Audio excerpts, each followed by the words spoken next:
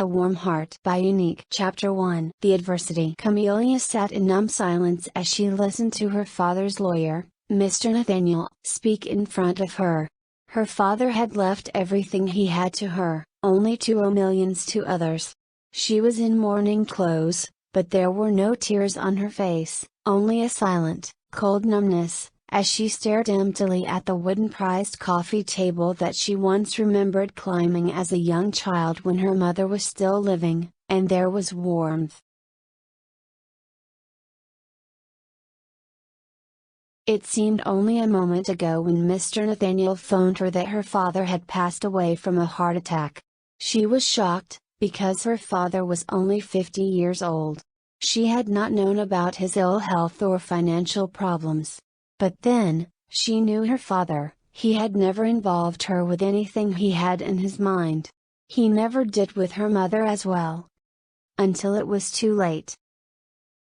Her father wanted her to get a good education in America and told her that he would take care of everything back home. But now it was ironic that she couldn't fulfill that wish of his. Are you saying that this house is no longer a Quintana property? Yes, as I said, your father was hoping to turn this land into a cash crop to pay off the debts that accumulated after your mother passed away. He never could, you see, and now the banks and people he owed money to will claim all that he has left. Your father owed a total of $25 million. Camellia gasped in horror. $25 million? How? How is that possible? Mr. Nathaniel only shook his head sadly. This house and land are worth only $15 million, Miss Quintana. Your father still owes $10 million. As heir of the Quintana estate, you are now responsible for it.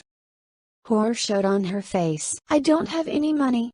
Where am I to find that much money? Mr. Nathaniel finally smiled. Don't worry, Miss Quintana. I've already contacted Mr. Shaw's lawyer. Mr. Shaw? What does he have to do with this? Mr. Nathaniel stood as if reaching the end of their conversation and prepared to leave. Mr. Shaw will be paying off your father's debts, Miss Quintana.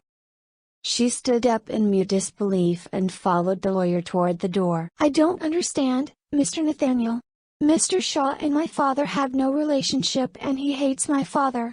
Why would he pay off our debts? Mr. Shaw has a lot of reasons to hate your father, but he also has a lot of reasons to help your father's only daughter. She looked at him in confusion. She couldn't believe that a rival of her father would kindly help her for nothing. When will Mr. Shaw be here? She asked after a moment. The lawyer looked at his watch. In 3 hours.